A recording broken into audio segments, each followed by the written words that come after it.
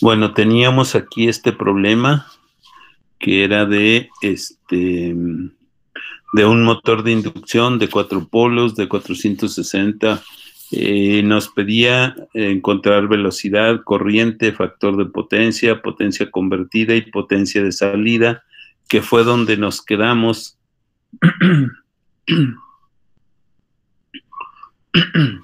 Que ya determinamos la velocidad. Aquí está la velocidad. No le puse los incisos. Aquí este sería el inciso A.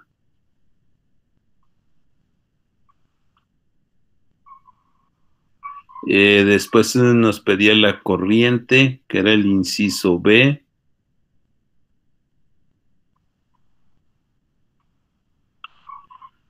Bueno, para el inciso B era todo una serie de fórmulas y de datos que teníamos que encontrar primero. De hecho, el inciso B,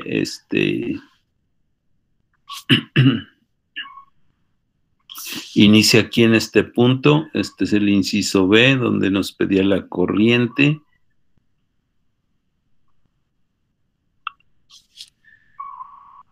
Después el factor de potencia y luego las potencias convertidas, donde de aquí encontramos el inciso C, que viene siendo para encontrar el factor de potencia. Y posteriormente este era el inciso D, donde nos pedía la potencia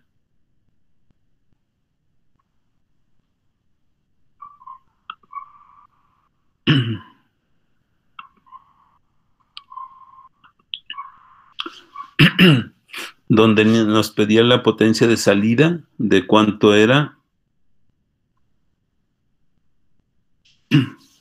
que creo que aquí fue donde nos quedamos. Aquí me pedía la potencia de salida, y en esa potencia de salida pues era la potencia convertida menos la potencia del rotor, que en ese caso eran de 1100. Aquí nos quedamos en esta parte de 1100, y de esa manera encontramos la potencia de salida.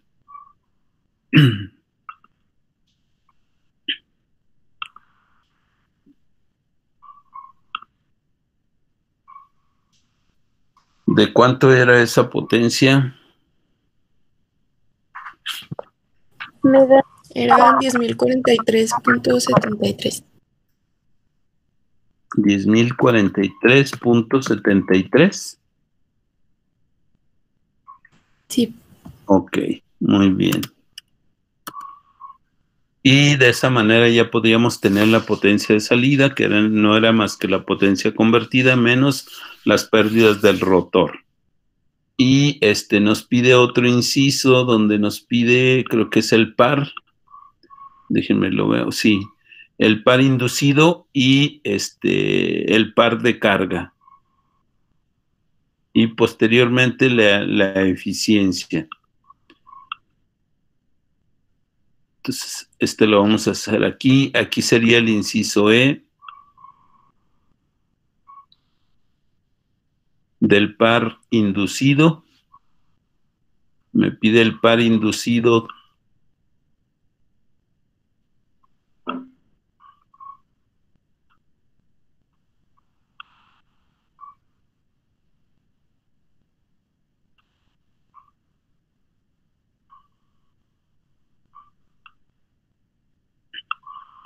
Sí es un poco diferente el par inducido con, en este caso, el par de carga, ¿verdad? El par inducido voy a determinar la potencia. A lo mejor sí, la velocidad síncrona va a ser la misma, pero la potencia no. En este caso, para el par inducido, pues la potencia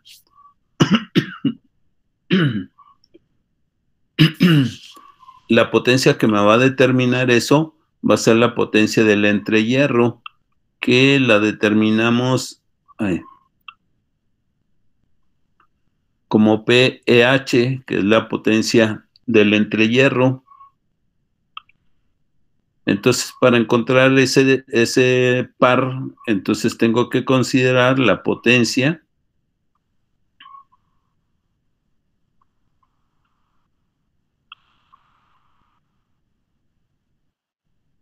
del entrehierro,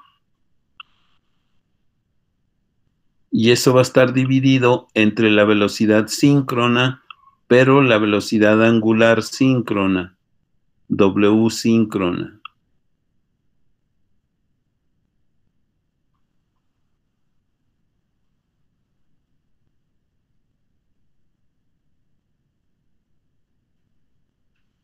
Y de aquí, pues ahora sí no me queda más que sustituir esos datos con la potencia del entrehierro, que me voy a regresar para ver de cuánto era, que era de 12.029.22.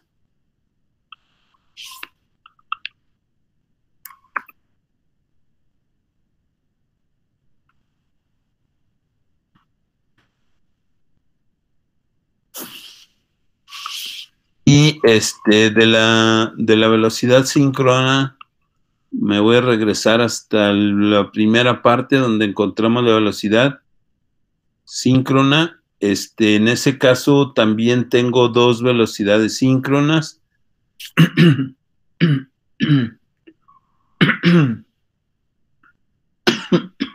La que voy a tomar en este caso, si consideramos ahí que era la síncrona y la mecánica, en este caso voy a considerar la síncrona, ¿verdad? Tenemos dos, una de 188.49 y la otra de 184.34. Voy a tomar en cuenta la de 188.49.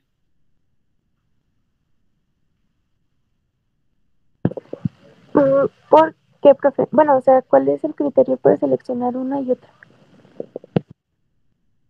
Eso. Ok. Me voy a regresar para ver los datos y de ahí Ok, cuando yo encuentro aquí dos velocidades. Aquí normalmente me dice la,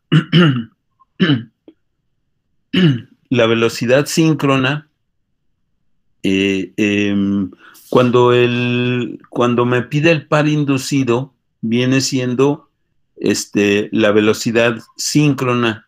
Y cuando me pide el par de salida, o sea, es esta velocidad que nosotros encontramos aquí al primero, es la velocidad síncrona, y luego posteriormente la parte de la mecánica ya al final es cuando se considera, o sea, una es la que normalmente, digamos, eléctricamente es esa la que lleva, pero ya, como les comentaba, aunque no se mueve el rotor, tiene una velocidad, digamos, por la parte eléctrica, y ya la parte mecánica se mueve. Entonces la velocidad síncrona va a ser siempre la antes de ese cambio del movimiento del estator con el movimiento del rotor. Sé que el movimiento del estator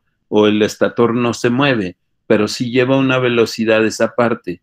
Esa es la velocidad que yo tengo que considerar antes para poder determinar el par en el entrehierro. La otra ya es la de salida, ya la mecánica, por eso le pone uno WM, que eso se refiere a la mecánica solamente. Allí depende del deslizamiento que tenga. Entonces, una es antes del deslizamiento, que es la síncrona, una es después del deslizamiento, que es la mecánica. Y siempre, pues ahí en la fórmula me indica que es la síncrona. No sé si me expliqué. Muy bien, profe, gracias. Al contrario. Bueno, entonces considerando esa parte, de 188.49, pues de ahí voy a encontrar cuánto viene siendo el par inducido.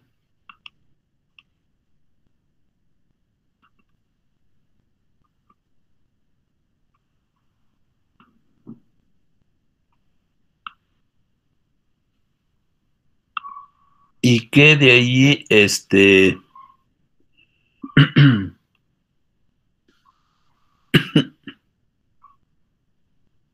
el par inducido, ¿cuánto me daría?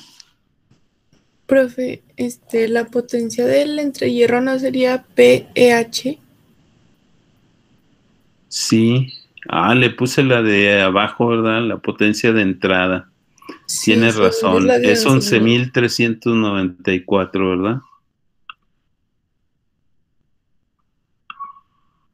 Le puse la de la entrada. Aquí es 11.394.41. Tienes razón ahí.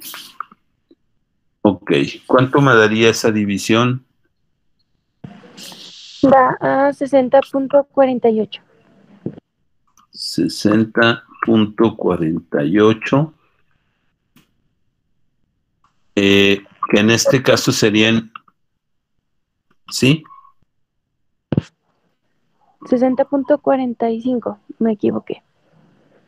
Ok, muy bien. 60.45 y en este caso sería Newton, metro. Ok, entonces ese es el par inducido.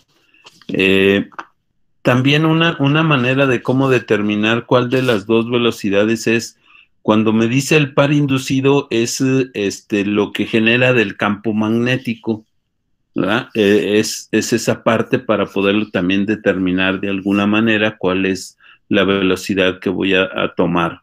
Cuando me dice el par inducido, no es el par mecánico, entonces tengo que considerar, pues ahí la velocidad síncrona antes como les comentaba, antes del deslizamiento que se pueda tener. Y el par, en este caso, me pide el par de carga o en este caso el par de salida, también lo puedo determinar como el par de salida, que viene siendo en este caso la potencia de salida, ¿verdad? Que sería 10.043. Entonces aquí el par de carga o el par mecánico, ya al final, cuando el eje es el que va a tomar esa parte, aquí sería mi potencia de salida.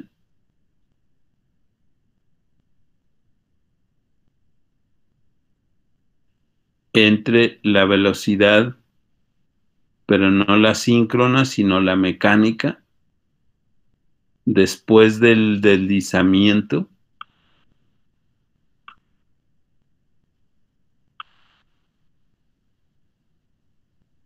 Y de esa manera podría determinar esos valores, que en este caso la potencia de salida vale 10.043.73.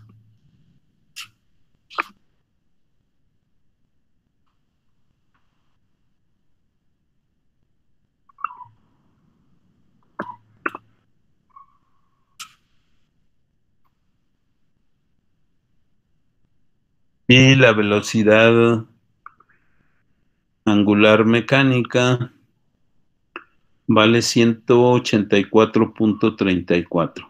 Aunque no es mucha la variación, ¿verdad?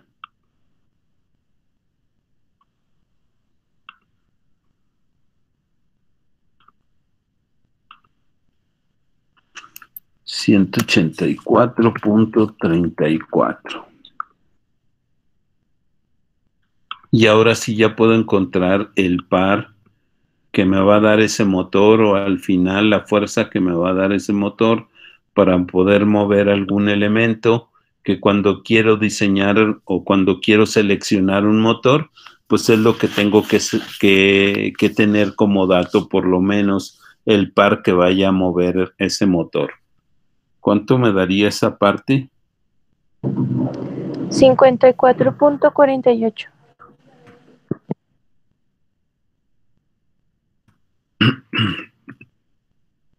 Ok, entonces ahí ya tengo los dos pares, el par inducido, hay una pérdida sí por el deslizamiento que se tiene o por todos esos cambios que se van haciendo de alimentar primero el estator y luego después el espacio que tiene el entrehierro y luego después ya el rotor.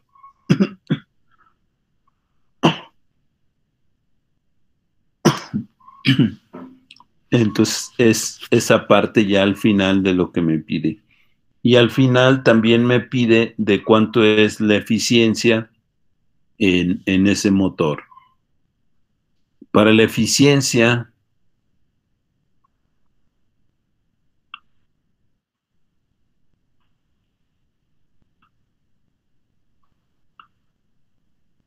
que sería el inciso F, la eficiencia que está con la letra N no es más que la potencia de salida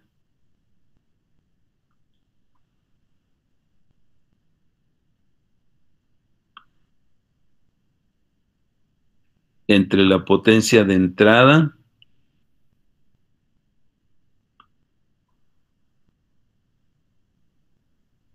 y eso va a estar multiplicado por 100 para obtenerlo en un porcentaje.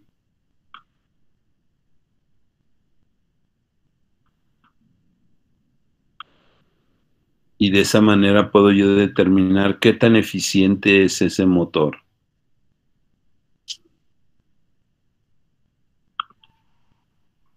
La potencia de salida la tenemos aquí, vale 10.043.73.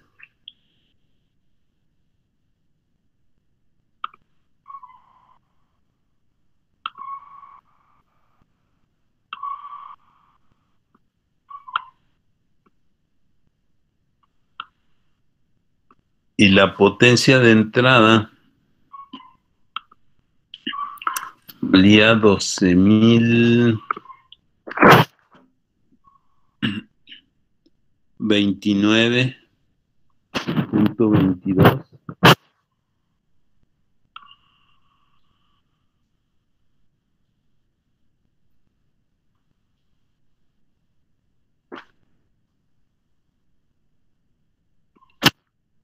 Y esto también va a estar multiplicado por 100 ahí.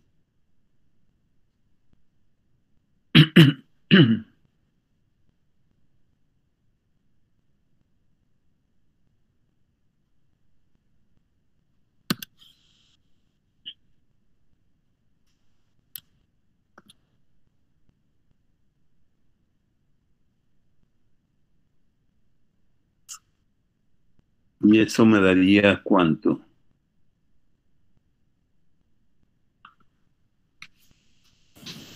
83.49%. 83.49%. Esa sería mi eficiencia de ese motor. Como ustedes saben, normalmente las eficiencias de los motores son del 85%. Entonces están dentro de ese rango del que se maneja. Sé que ya hay otros motores que se conocen como de alta eficiencia, que pueden llegar al 90%, 93%. Pero lo más común y lo más normal es que el porcentaje llegue al 85% o que se mueva entre 85 y el 90%. Los motores todavía no tienen el 100% de eficiencia y no creo que se llegue a tener el 100% de eficiencia en los motores.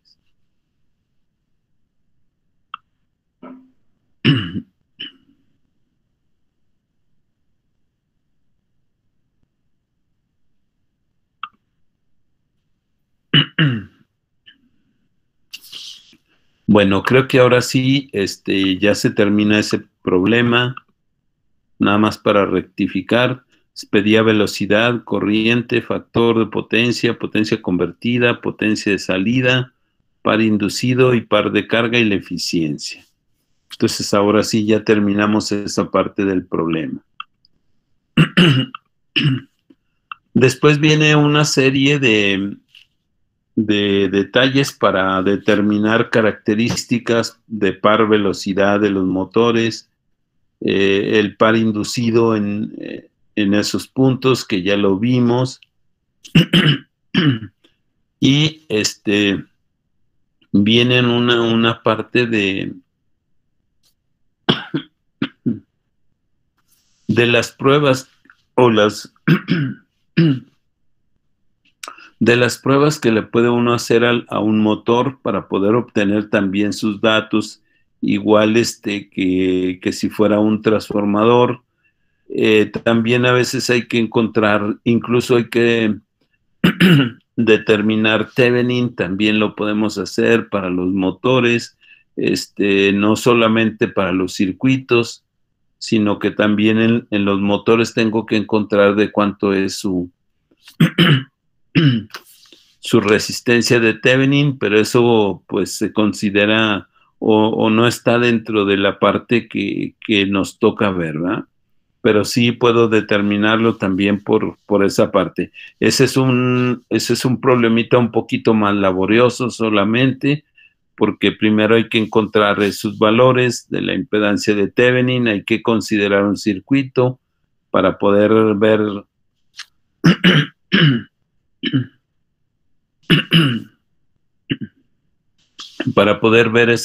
esos puntos. También ahí los diseños, o puede haber diseños de las barras del estator o de esa parte, ¿verdad? Pero ya ese pues sería en sí el diseño de cómo determinar. Y también ahí pues a veces hay programas como el de MATLAB, en el que ya viene un programa que yo puedo manejar y determinar esos valores de cuánto sería. Lo que a nosotros a continuación nos tocaría es ver la parte del rotor bloqueado, que esa prueba de rotor bloqueado es como si fuera la prueba de cortocircuito de un transformador, que también se relaciona de esa manera.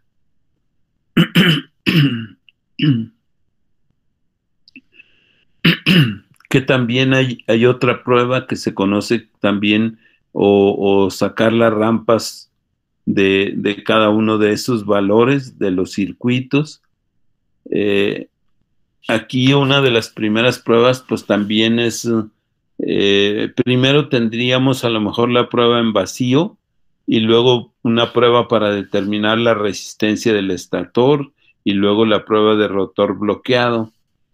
Todas esas son las pruebas que normalmente le podemos hacer a un motor de inducción.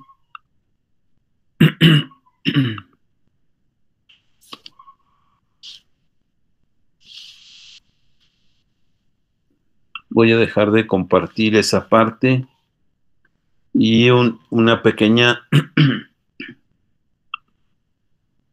para ver una pequeña parte de la teoría de en este caso de la prueba de vacío, en qué consiste.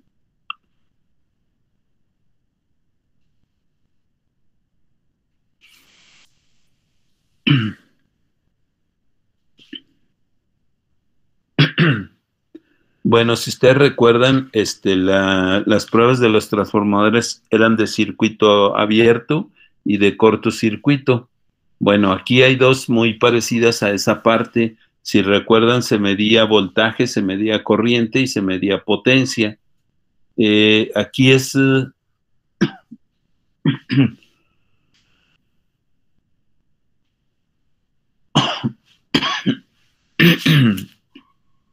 Aquí es utilizar lo mismo.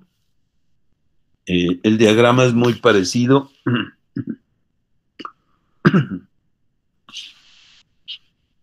Se tiene una fuente de potencia trifásica de un voltaje y una frecuencia con una frecuencia variable. Se conecta ese sistema de la fuente de potencia al motor. Se miden los voltajes entre líneas, de cuántos son. Se tiene, en este caso,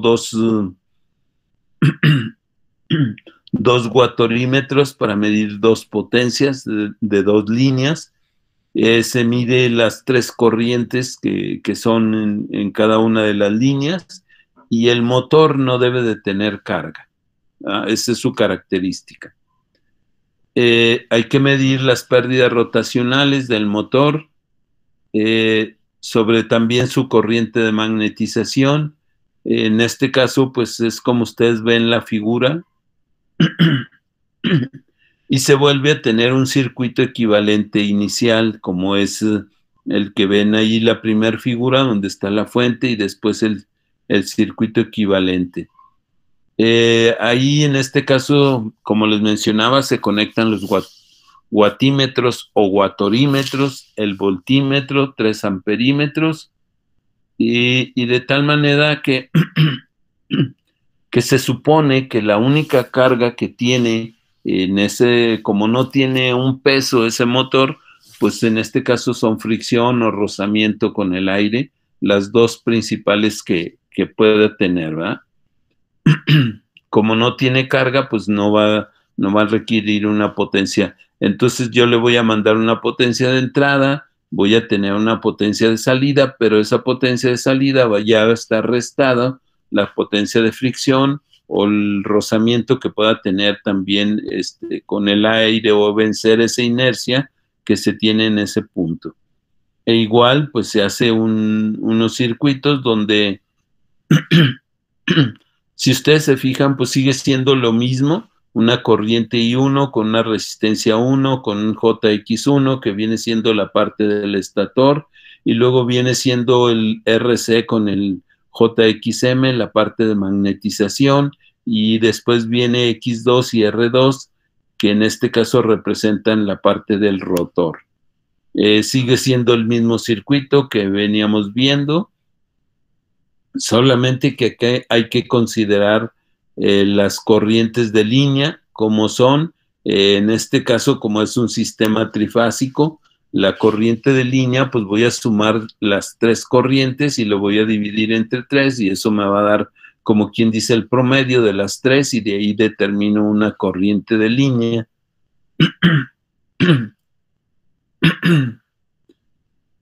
Y en eso consiste precisamente la prueba de vacío, y de ahí voy a determinar pues nuevamente ciertas fórmulas para la potencia, por ejemplo, del estator, pues no cambia, sigue siendo lo mismo, 3 veces la corriente al cuadrado por la resistencia.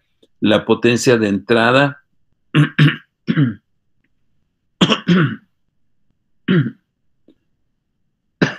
ahí voy a tener 2 maneras de encontrarlo. Como son pruebas en vacío, pues se quitan algunas de ellas y solamente me quedaría la potencia del estator y la potencia del rotor. Ahí no entran las misceláneas, no entra el núcleo, por eso solamente al final voy a poder determinarlo con 3 veces la corriente al cuadrado resistencia 1, que viene siendo la potencia del estator, más la potencia del rotor, y de esa manera puedo determinar la potencia de entrada.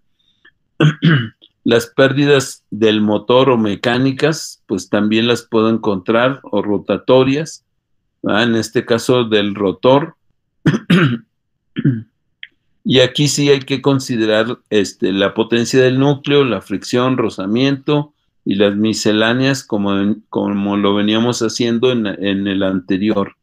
Entonces, si se fijan, casi las fórmulas no cambian. También puedo encontrar la Z equivalente, no es más que la ley de Ohm, voltaje entre corriente, que también tengo, o aproximadamente puedo encontrarla, la Z equivalente, con los valores de la resistencia del estator, más la resistencia o el campo de magnetización que pueda tener la parte imaginaria que pueda determinar eso. Hay otra prueba que es la de determinar la resistencia del estator. Esa pues también es tener en este caso un voltaje variable y también se le pone un limitador de corriente, o más bien nosotros tenemos que regular ese voltaje para poder limitar esa corriente, que no vayamos a dañarlo y de esa manera pues poder medir sus datos. Estos obviamente, todo esto se tiene que hacer experimentalmente. Eso quiere decir que tengo que formar o hacer ese circuito para poder determinar esa parte, ¿verdad? A dos fases solamente, una va a quedar libre. A dos fases le voy a colocar un voltaje de corriente directa que sea variable para poder llevarlo a la corriente o a la corriente que yo voy a necesitar. Y en ese caso, pues, cuánto es la corriente, cuánto es el voltaje, y de ahí puedo determinar la Z equivalente o ese valor de Z o de la resistencia, ¿eh? Y luego viene la prueba de rotor bloqueado, que en realidad las dos pruebas que casi por la mayoría pueden hacer son precisamente la prueba de vacío y la prueba de rotor bloqueado.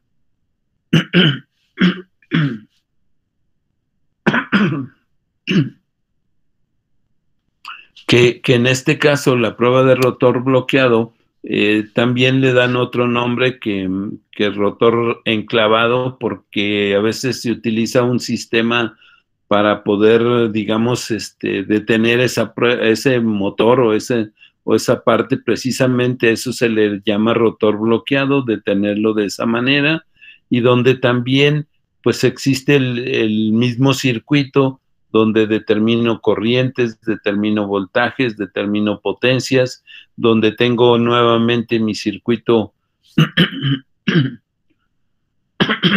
equivalente del motor, donde tengo nuevamente la parte del estator, la parte del flujo magnético, que viene siendo RC, XM, y donde vuelvo a tener la parte del rotor, que viene siendo X2.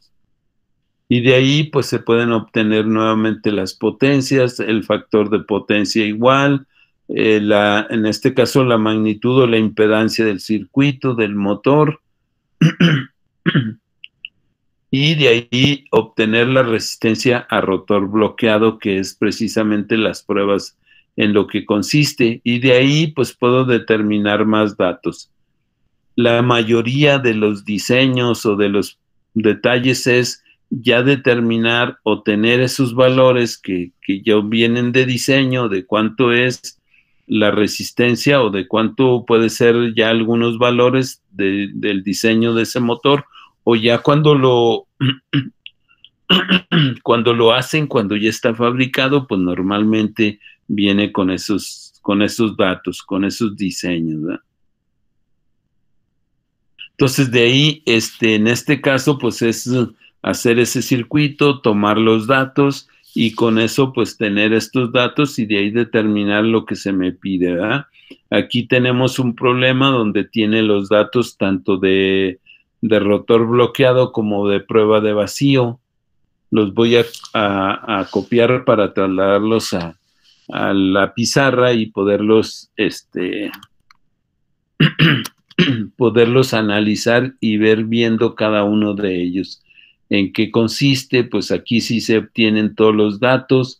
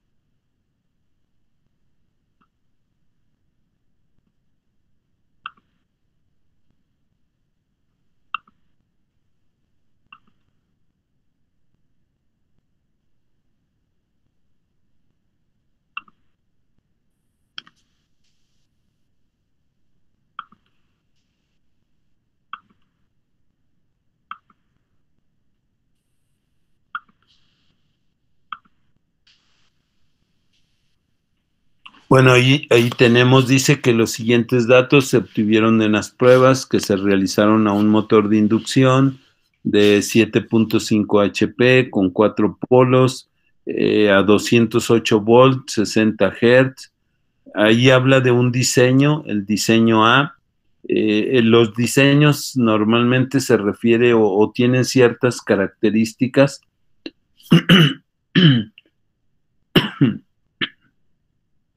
como vimos en la parte donde,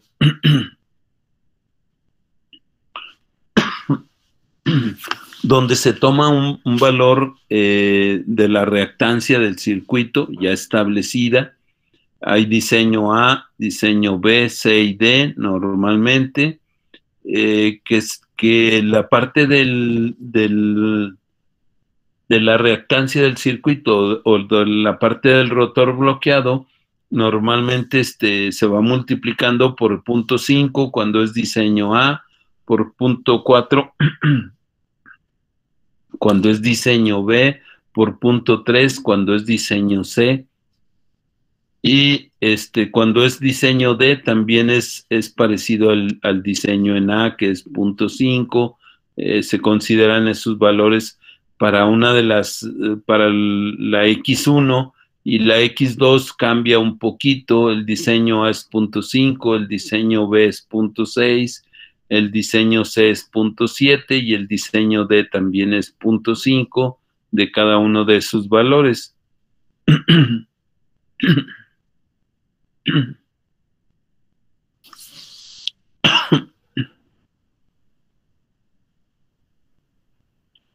Entonces aquí me dice que dibujar el circuito equivalente por fase de este motor, encontrar el deslizamiento con par máximo y encontrar el valor del par máximo.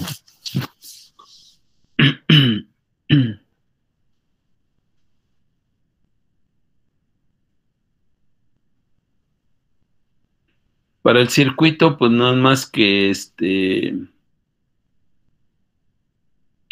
encontrar todos los valores del circuito, de esa parte, de cuánto vale la resistencia 1, cuánto vale la corriente, el voltaje, para poder las potencias también de entradas, para poder determinar la impedancia del rotor, y también de cuánto es el ángulo de la impedancia, de cuánto vale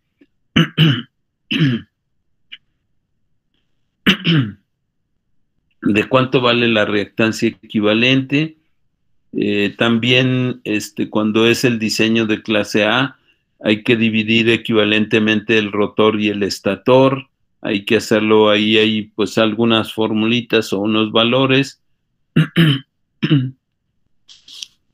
de cómo se determina cada uno de ellos.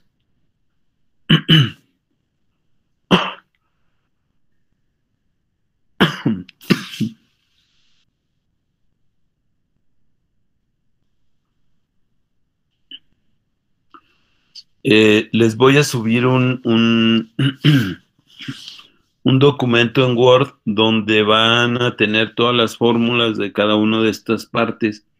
Ahorita por la parte, para no entretenernos en esa parte, lo vamos a continuar de esta manera. Dibujar el circuito no es más que colocar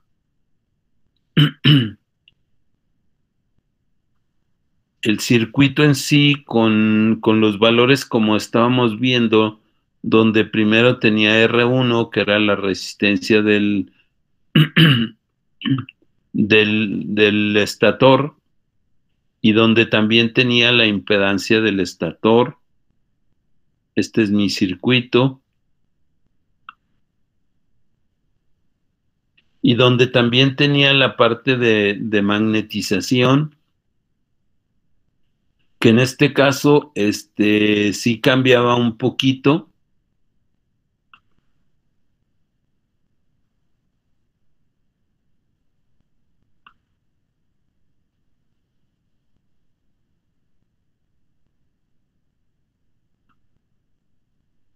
Aquí iría una resistencia.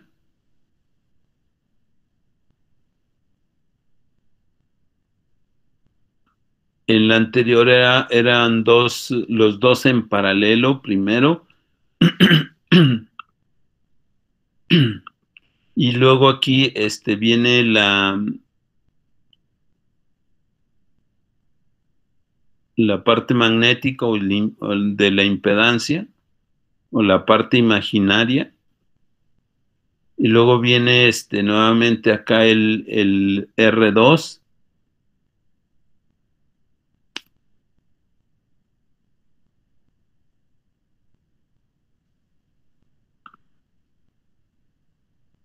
Bueno, que el R2 lo juntábamos en uno solo, entonces aquí le voy a quitar esta parte para juntar el R2 en uno solo, porque tenía el rotor tenía dos resistencias que al final se juntan en una sola. Entonces aquí voy a tener la parte imaginaria. Y aquí sí tendría la parte de la resistencia o la parte real. De esta manera, este sería mi diagrama, que es lo que me pide. Cuando me pide dibujarlo, es que también tengo que... Aquí también es punteado.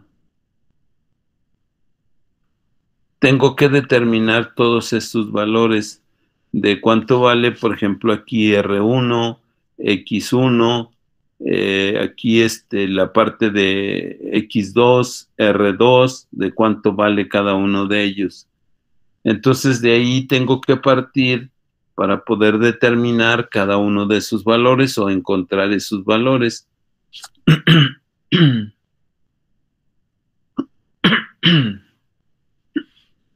Y encontrar cuánto vale. Entonces, ¿cómo lo vamos a hacer? Aquí primero tendría que determinar R1 con la parte de la prueba de corriente directa.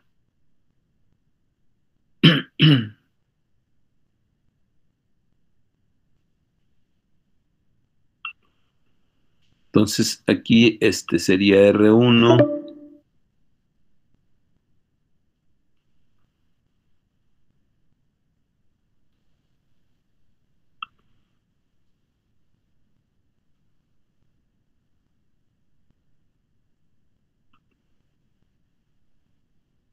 Y para determinar R1 lo voy a hacer con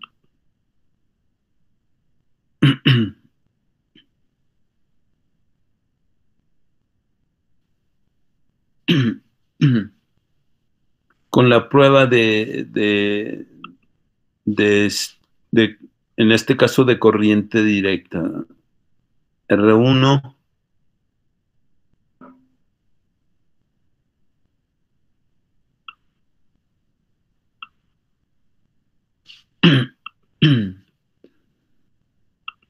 en este caso, sí cambia nada más, sería el voltaje de corriente directa.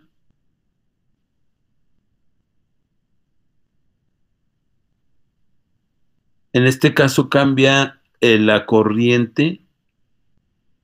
Aquí no, es 2 veces la corriente. Normalmente la ley de Ohm no lleva esta parte, ¿verdad? Para este caso, o en este caso, sí se toma como 2 veces la corriente directa.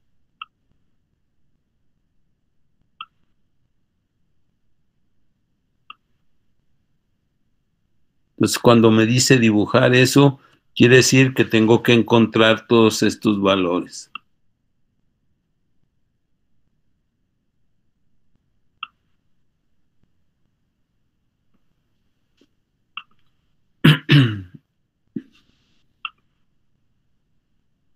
De acuerdo a los datos que me da aquí, el voltaje de corriente directa es de 13.6 y la corriente de que se tomó es de 28 amperes.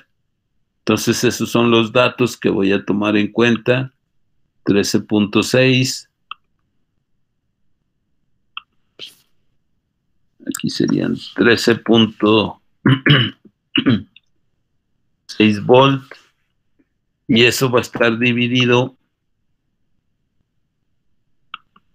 entre 2 veces por los 28 amperes. Y de esa manera voy a encontrar el valor de R1.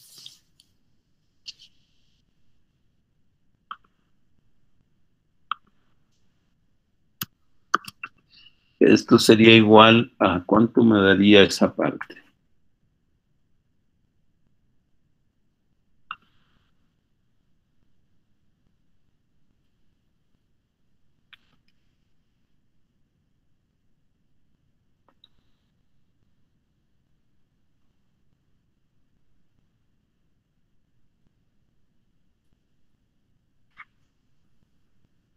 Cero punto 0.242 ohms. 0.242, es correcto.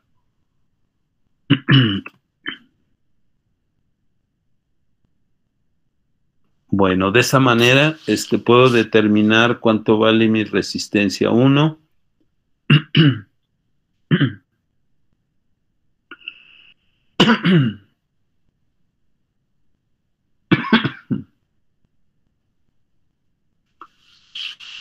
Y de aquí voy a determinar los valores de X1,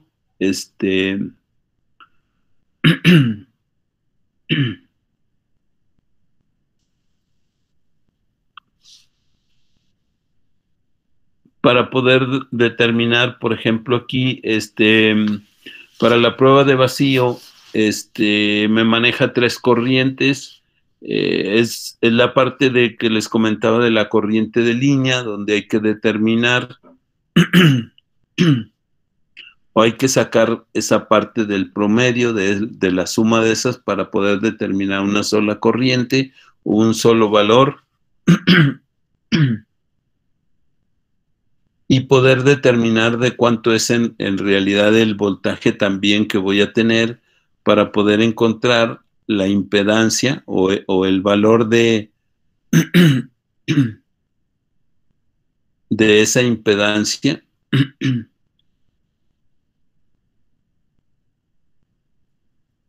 que, si recuerdan, de ahí se deriva de las impedancias en ocasiones el hecho de tener 2 valores.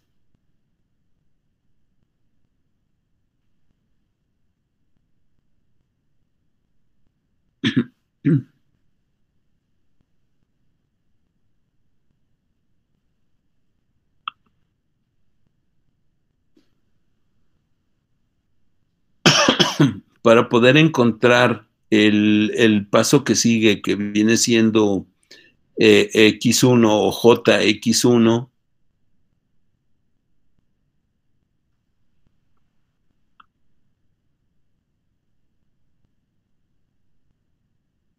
ese lo voy a obtener de una impedancia que toda esa parte se saca de la prueba de vacío.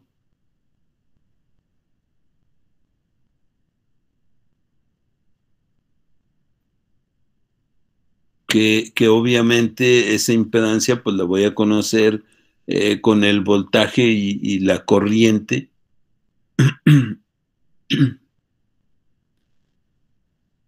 En este caso va a ser el voltaje de flujo,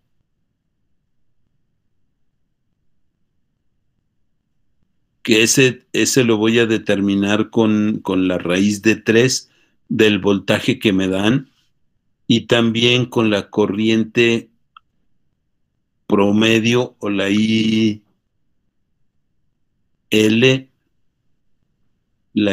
promedio, y que ese valor que voy a obtener de esa impedancia, como voy a tener una parte real y una parte imaginaria, De aquí voy a poder determinar cuánto vale o qué valores tiene también de X1.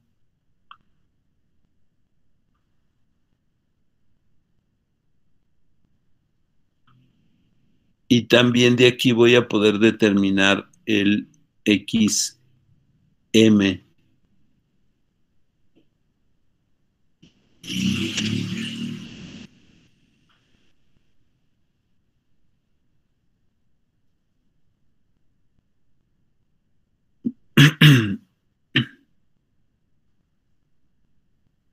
Entonces, para obtener esos datos, primero tengo que determinar la corriente promedio de los 3 datos que se sacan de la prueba de vacío. Entonces, aquí IL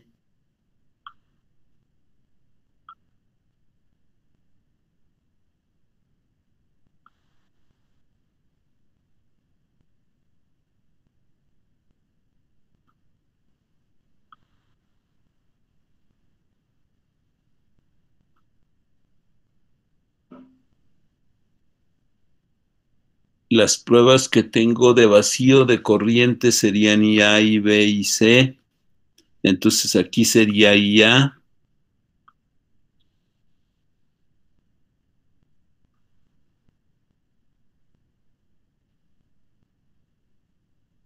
más IB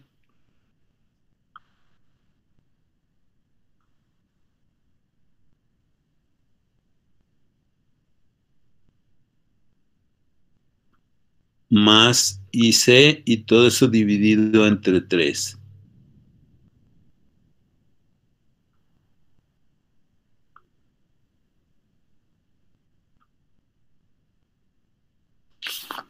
Creo que ya se me va a terminar la llamada.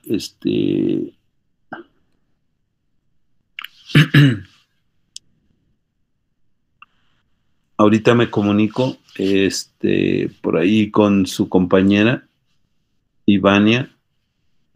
La voy a molestar nuevamente. Entonces nos vamos a salir de ahí, de esa parte.